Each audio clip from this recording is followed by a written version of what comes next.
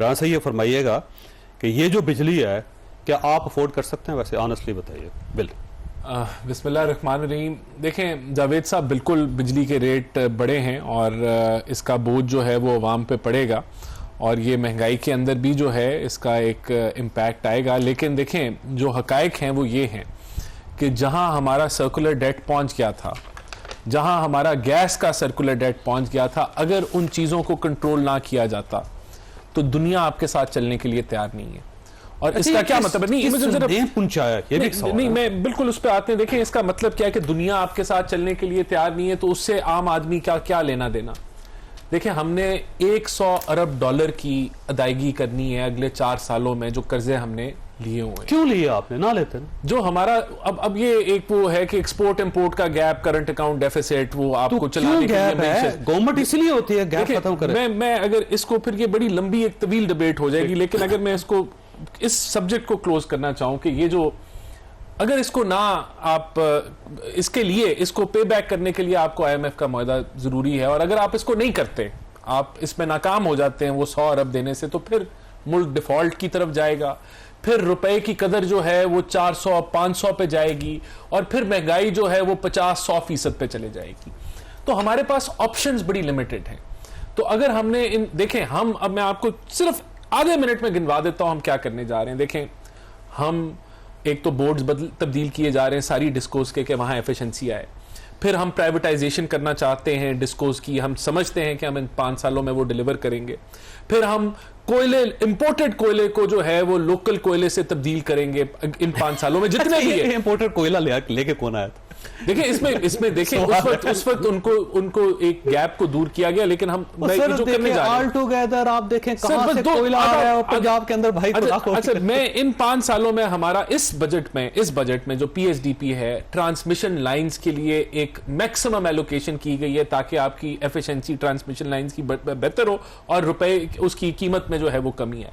तो ये वो इकदाम है जो हम लॉन्ग टर्म, मीडियम टर्म में कर रहे हैं। शॉर्ट टर्म में हमने 200 यूनिट से नीचे वाले को प्रोटेक्ट किया है, और 400 अरब से भी ज्यादा जो है ₹7.5 यूनिट उनकी भी इंक्रीज हुई है। देखें बात नहीं है वो लोग। देखें बात ये है कि पहले आपके पास, अगर ये रीबेसिंग हम ना करते हैं, मिसाल के तौर पे इसको जरा नीम गरम रखते, तो फिर आपको FCA आना था, फ्यूल कॉस्ट एडजस्टमेंट आपको आ जानी थी, फिर आपको QTA आना था। तो ये एक ऐसी रीबेसिंग की गई है कि वो जो हर माह झटके लगते हैं वो कम से कम लगे, वो ना लगने के बराबर हों।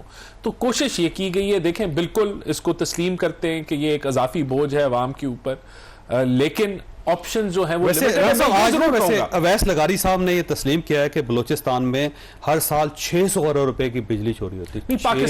पाकिस्तान में 600 अरब की चोरी है। उसमें से मैं अगर आपको सिर्फ अगला सवाल ये, किसको रोकना कैसे? मेरी जिम्मेदारी नहीं, हमारी जिम्मेदारी, और हम लेकिन ताली 2 हाथों से बचती है, और दूसरा हाथ जो है वो सूबाई हुकूमतों का है। कुछ सूबाई हुकूमतें इस पर सियासत कर रही हैं, वो इश्तियाल दिला रही हैं अवाम को, और वो कहती हैं कि जी वो, अगर बिजली हमारे पास मौजूद है, अगर सूबाई हुकूमतें ताउन सही तरीके से करें, तो आप 1 साल में इस बिजली चोरी पे काबू कर सकते हैं, अगर सूबाई हुकूमतें जिम्मेदारी के साथ, वफाक के साथ हाथ जोड़ के चलें। और उसकी मिसाल एक मैं दे देता हूं, मर्दान में केयर टेकर सेटअप के दौरान एंटी थ्रेफ्ट ड्राइव हुई, और उनकी लोड शेडिंग जो है वो काफी हद तक कम हो गई। तो ये, कल आप बिजली ले लें, चोरी रोकें, कल बिजली ले लें। वैसे डॉक्टर साहब, ऑप्शन क्या है गवर्नमेंट के पास? अब देखें, IMF है, फिर कर्जे हैं, और वो जाहिर है उसमें आप भी जिम्मेदार हैं। अगर ये जिम्मेदार हैं तो आप भी जिम्मेदार हैं। और थर्डली ये कि खैबर पख्तूनख्वा के अंदर अगर बिजली चोरी हो रही है तो उसका जाहिर डेफिनेटली तावान तो आपको अदा करना पड़ेगा। क्या ऑप्शन है? वो आप अदा कर रहे हैं जो बिजली चोरी नहीं करते। आम शहरी के बिस्मिल्लाहिर्रहमानिर्रहीम, इय्याका नअबुदु व इय्याका नस्तईन। देखिए, सबसे पहले तो 2-3 सवालात, बेसिक सवालात हैं। हम लोग हर महीने जो कैपेसिटी चार्जेस दे रहे हैं वो इसलिए दे रहे हैं कि हमको ज़रूरत होती है 28,000 की, और हमारे पास तकरीबन 40-42 हज़ार हुआ, ठीक है। तो हम तकरीबन 13-14 हज़ार के जो है ना वो कैपेसिटी, 11,000 वैसे आपकी गवर्नमेंट में भी बड़ा था नहीं, ये जो भी है ना थ्रू आउट। अब सवाल ये, अच्छा उसमें कोई वो ज़्यादातर जो है ना वो हाइडल है सारे, ठीक है। अब सवाल ये होता है कि क्या पाकिस्तान के लिए ये जो हम 40-42 पे लेकर गए कैपेसिटी 42,000 उस पे, क्या इसकी ज़रूरत थी या इतनी ज़रूरत? इंडस्ट्री चलती तो ज़रूरत थी, इंडस्ट्री बंद होगी है ठीक सरप्लस है ना एक चीज। नंबर 2, मैं आपको बताता हूँ आज एक सेनेट में एक सवाल आया था जिसमें आईपीपीज के रेफरेंस से और जो हबको है उसके लिहाज से आया था। 1992 में बनी थी, 1.6 बिलियन डॉलर्स की इन्वेस्टमेंट थी, टोटल प्राइवेट है। ठीक। अगर आप उससे आज देखते हैं तो ये तकरीबन ऑलमोस्ट 32 साल बनते हैं। ठीक है, हम कहते हैं चलो उसका ROI हम 15 साल कर लेते हैं, पीछे 15 साल और रह जाते हैं। आपको पता है वो पर ईयर कितने % के लिहाज से मुनाफा लेकर जा रहा है?